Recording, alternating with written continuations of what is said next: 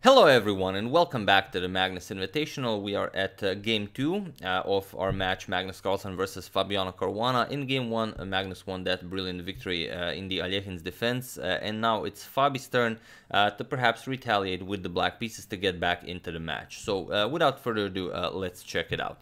Magnus with the white pieces opens for d4, so sticks with the usual, doesn't change anything. Knight f6 with c4, e6, knight to f3, and the queen's Gambit declined. Fabi doesn't go for anything crazy. We have knight to c3, and now not going for the Ragozin that we've seen so a lot lately actually, but rather just d captures on c4. Sort of a post accepting the Gambit. We have e3. Just opening up the bishop's diagonal to recapture the pawn. We have a6 and now a4, stopping b5. We have c5 by black and now recapturing. Bishop captures on c4. We have knight to c6 and castles by Magnus. C captures on d4, we have e captures on d4 and bishop to e7. Fabi now prepares to castle and Magnus continues developing. We have bishop to e3 and now castles. That's not a castles, and castles. And now knight to e5 by Magnus, just putting a knight to a nice central outpost, whereas if black captures it, then this pawn will be very strong here. Later you will support it with f4 and you will just grab a lot more space. So Fabi reluctant to go for this trade. We have bishop to d7.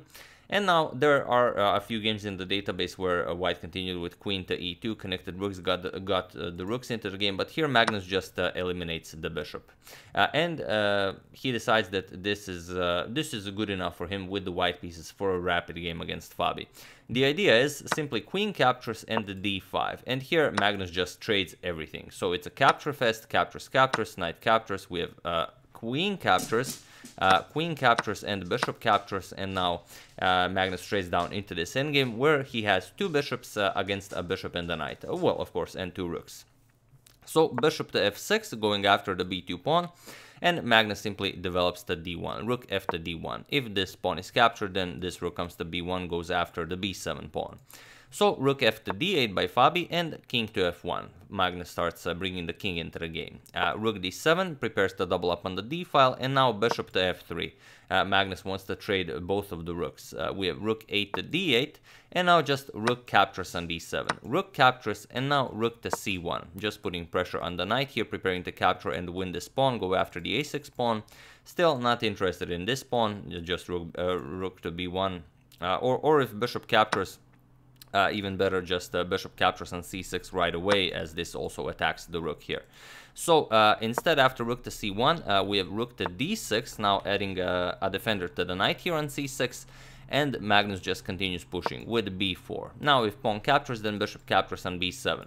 So we have g5 by Fabi, starts his expansion on the king side, and now comes rook to c5. Now puts pressure on that g5 pawn. And now Fabi should either play something like h6, but then he goes into b5, which is also not that great for black. So instead he decides to trade. So knight captures on b4, and now before recapturing, first rook to c8 with check, and here Fabi blocks with the rook to d8.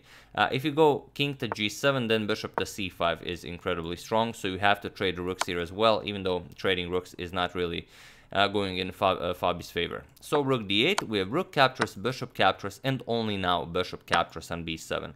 And now we have this, two bishops against a bishop and a knight with pawns on both sides of the board. That means, of course, the side with the bishop pair is to be favored. So king g7, Fabi starts bringing the king into the game. King to e2. We have a5 now, so the bishop guards it there. You can start doing stuff with your knight. And king d2. And now Magnus wants to shift his king all the way here, play bishop to b6, get rid of this bishop, and will just gobble up the a5 pawn with his king. So f5 by Fabi, and now just king to c3. We have king to f6 and king to c4. Bishop to c7, attacking the h3 pawn, but now just h3. And g4 by Fabi.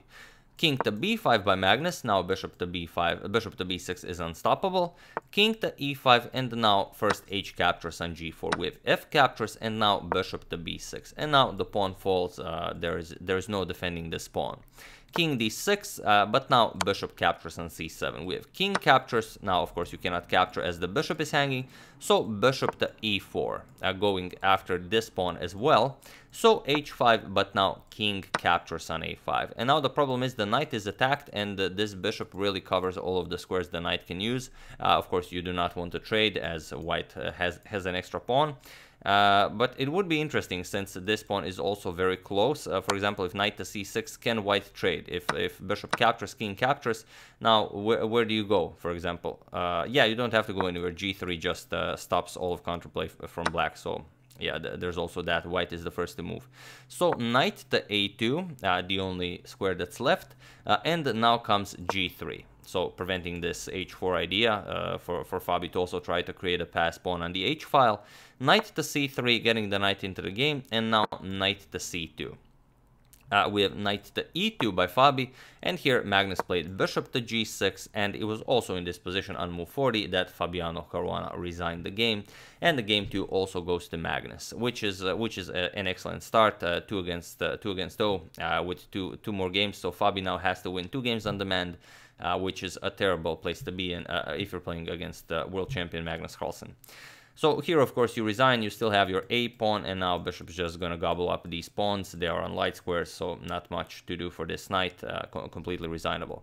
But it's just amazing how, I'm pretty sure Magnus had this prepared, all of this at home, after he played knight f5, and Fabi did not capture or something like that. He played bishop to d7. How simple it is, just captures, and now into this capture fest that we mentioned, and you just play this endgame with the bishop pair against the bishop and knight. But you also have to be very strong to be able to do that. So yeah, after bishop g6, Fabi resigned, and yet another victory for Magnus Carlsen. So that's game 2 of their match. I do hope you enjoyed it. I would like to thank William McKay, Gavin Crook, Joel Abram, Boholane Market, and Barak Katsir for your contribution to my channel. Thank you a lot, I really appreciate it. As usual, you can check 2 of my previous videos here. Thank you all for watching, and I will see you soon, continuing the coverage of the Magnus Invitational until it finishes. So thank you all, I will see you soon, and have an excellent rest of your day.